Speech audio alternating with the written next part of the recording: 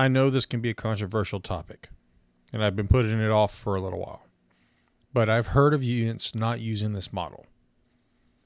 So to help us understand what it is, today we are going to go over Scout Lead.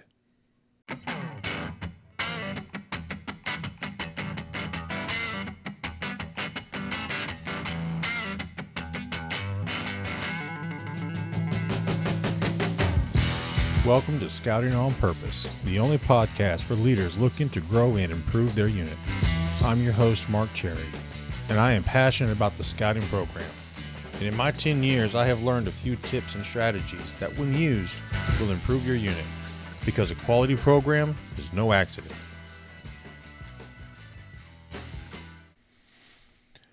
But before we dig into that, let's talk about today's camp gear. This one is a relatively new one for me, and that is the propane griddle. So I'll be honest with you, for a long time I was a traditionalist. All I used was a propane Coleman stove, and it got me by. And then one year my wife bought me a Blackstone propane griddle. And I'm going to tell you this much, that elevated my camp cooking. These things are absolutely awesome. They come in all different sizes. I mean, I've seen some that are 4 feet long, or you can get some that are like mine, and it's about 1.5 feet wide. But they will drastically increase what you can cook on camp. I mean, I've done steaks, we've done eggs in a basket. We've done all kinds of really cool things now that we have a propane griddle. Not to mention the cool factor that it adds. So I'll have a link in the description below with a couple of my favorites, along with the ones that I personally use. Scouters, if you don't already have one, go out and get you a propane griddle. So before we can define what is Scout Lead, we need to define what it is not. And what it is not is the adults leading, that is the planning and the leading of your unit.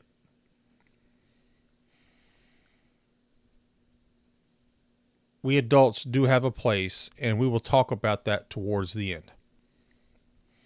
So why Scout Lead? Well, if the point of the program is to teach scouts leadership, then they have to be the ones to do the leading. I mean, it's called the senior patrol leader, not the senior adult leader. No better way can we teach the scouts to lead than by allowing them the room to lead on their own. Leadership isn't just standing in the front and conducting a meeting. Leadership is about identifying personal traits. It's about assigning tasks to the correct scout. It's about encouraging a scout to do something that they didn't know they could do themselves. So what is the leadership of a scout? So a scout should decide what the troop is doing. And by that, I mean the who, the what, the why. Who's going to be doing it? What are we doing? But more importantly, why are we doing it? I'll give you an example. Why are we going to go on this camp out? Because scouts need advancement. Okay, where are we going to go? To this camp here because it offers these activities. Okay, so who needs these advancements? So we can be sure to buddy them up with an older scout. But the most important thing about being scout-led is they learn to lead. They learn project management and project planning. So if a scout is wanting to plan a particular activity, well, there's a bunch of different moving parts that go to planning an activity. And allowing the youth of your unit to lead the project planning with the guidance of the adult, they learn a skill that they can use later on in life. It's about meeting planning and management. Your senior patrol leader should be making an agenda for every one of the meetings, and then maintaining that group so that he or she finishes the meeting on time and they accomplish all the topics that they decided they needed to do. They learn key speaking skills. I mean, I can't tell you how many times I've been in the back of the scout room and could barely hear this person in the front. And I have to ask them, please speak up. We can't hear you back here. So they get to learn how to project their voice and how to speak confidently. They also learn communication skills. They learn that there are 3 pieces to every communication: the sender, the receiver, and the message. And it is a job of the sender and the receiver to ensure that the message is correctly received. And as a scout-led program, they learn these very, very important skills. So it is best to literally let them run everything. And if someone says, hey, what are you doing? I don't know. Ask them. I'm here. Make sure they're safe, to offer guidance if asked. Another great reason why a scout-led program is the best way to do things is because failure is the best teacher. Now, we all know the stereotypical sayings about Thomas Edison and the light bulb, or countless other inventors that discovered how not to build something along the way to inventing a new item. Success is the best when it is earned. So it's really awesome to sit in the back and your SPL is just saying exactly what you've asked them to say. And then the meeting goes off without a hitch, and they show up next week and they do the same thing again. But how would that scout's face light up when they decided everything going on in that meeting and then it went off without a hitch? Or it went off successfully. Now all of a sudden that success feels earned. It feels validated. So from then on out, that scout's going to have that piece of knowledge about themselves that I can properly run a meeting. And it is crucial that they learn these skills now while they are young.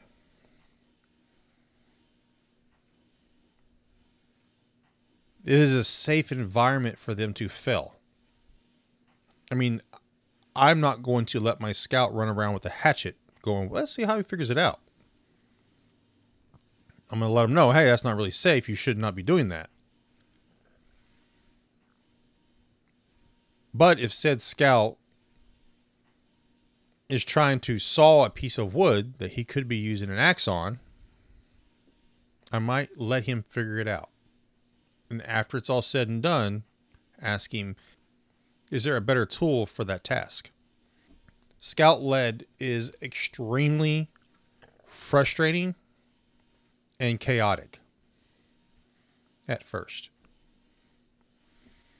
But there will come a time in your unit when all of a sudden the scout's eyes light up and they truly understand what's going on. I'll give you an example. About 4 years ago, we were at a state park. And the scouts typically go play in a historic fort. They play capture the flag. It's kind of a tradition that we do.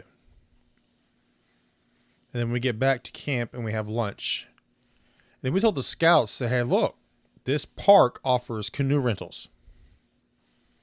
So we can A, sit around here and play football. Or we could rent these canoes and we can go up the river and see all the cool scenery along the way.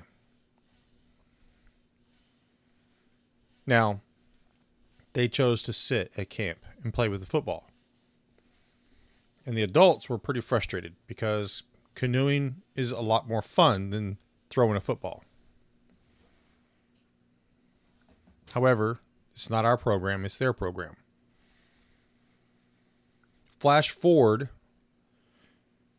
to today, those same scouts have decided that they want to go on that canoeing trip and now want to make these activities a regular part of their program because they've discovered that it is their program. They get to decide what we're doing and when we're doing it.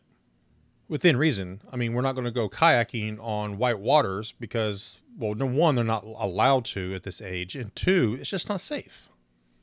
So if we say all that, so what are the adults there for? Think of the adult leaders as guardrails on the highway to Eagle. If a scout starts to stray one way or the other, our job is to get them back on track. Hey, it's been a while since I've seen you. Is everything okay? Hey, you haven't seen in your book in a while. Do you need any help? Let me pair you up with another scout. And quite possibly the number one reason that we're there is to be a mentor, to provide support at every level. And this is mental, physical, and of course the hardest thing for them to learn, which is why it is important for them to be scout-led, the leadership level. Now, every senior patrol leader should have a vision for the troop. And the adult leaders, specifically the scoutmaster, their job is to help that senior patrol leader achieve that vision. How are things going towards that? And also, we have to be there because they are still youth. Most of them can't even drive. So getting them to the campgrounds is not really possible for a young scout. Not to mention, if we left them to their devices, we'd end up with a Lord of the Flies situation, which would not be good for anyone. So if you're not already using the Scout-led program, or you feel that it is not quite Scout-led, here are some ways that you can implement or refresh your program. Number one, give them full ownership of the troop. It is their troop. When they come to you and they ask you, Mr. Scoutmaster, Miss Scoutmaster, can we do this? Look at them and go, I don't know. Can we? This is your program. Yes, this may be scary because you don't know what the product's going to end up being. We could end up not doing anything. Number two, you could encourage the use of the PLC. That is the Patrol Leaders Council. And this is where the senior patrol leader has a separate meeting. You can do it during your meeting, and the assistant senior patrol leader can lead the normal meeting, or you can have a separate day. But the PLC is where the senior patrol leader sits down with all of his patrol leaders and plans the next camp out, plans the next calendar, plans an event. Camp Reed's coming up. We need to figure out what we're doing. Now, if you would like to hear more about a PLC, let me know in the comments. Go on Facebook, in the comments of your podcast provider. But I can dig into that more. And quite possibly the hardest thing for us adults to do is to let the failure happen. It is really hard to watch a scout eat burnt chicken. It is really hard to watch a scout struggle with a knot. I've seen scouts blow up because they are having a hard time with the taut line hitch. Like, I want to step in and help them and do it, But I know they're right there on the cusp of getting it. And then back to success is best when earned. They'll never forget it because they learned it themselves. I know a lot of the adults have the tendency to sit back and say, well, it's the Scouts program. Let them do it. Or my job is just to get them there. And I think personally that is going too far into Scout-led. Throwing 100% ownership on the Scouts. As the adults, not only are we there to ensure their safety and to provide transportation, but we are supposed to be their mentors. They don't know what standard they're supposed to be at if we've never told them. I made that realization with my oldest son. And he was second class for almost a year. When left to do it on his own, with the lack of older scouts in our troop at that time, he didn't know that he needed to be doing advancements. So bottom line, the product of BSA to provide leadership for tomorrow is best realized, best learned, best cultivated in a program that is Scout-led. That is the hardest job as a Scoutmaster or an assistant Scoutmaster, to allow the failure to happen, to allow the Scouts to do things that you're like, this isn't all that fun, but hey, they want to do it. But it is extremely important that we do it that way.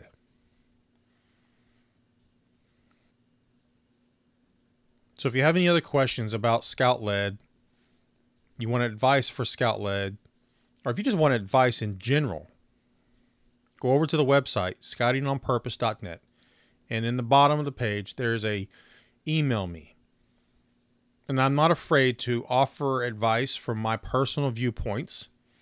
If it's a topic that I've not personally experienced, I do have a lot of friends who do have a lot of experience. I'll even leave your name out of it. It can be completely anonymous. Just put in there, this is Mr. Scouter, or this is Miss Scouter. So, on to my favorite section, the dad jokes. Did you hear about the guy who drank invisible ink? He's still at the hospital waiting to be seen.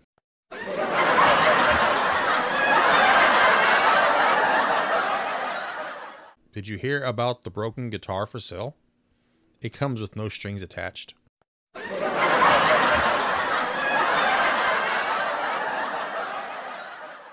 So guys, I'm wanting this Scouting on Purpose movement to reach as many people as possible.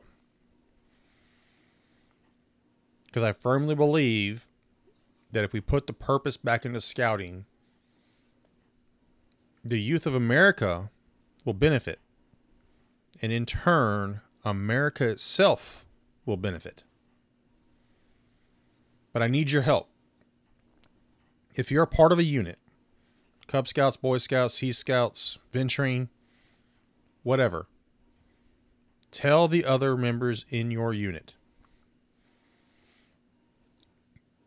that if they don't listen to any other podcast, this is the podcast they want to listen to.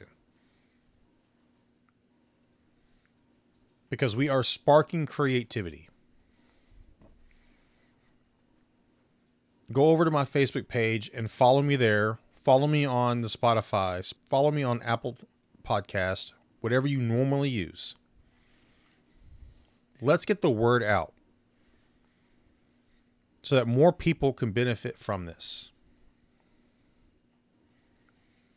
So, I'm going to leave you with some deep thoughts and we'll sign off. And I'll see you guys next week. You have never been in an empty room. And here's a good one. Don't touch would be scary to read in Braille. So as always, guys, go out, have fun, and don't forget to scout on purpose.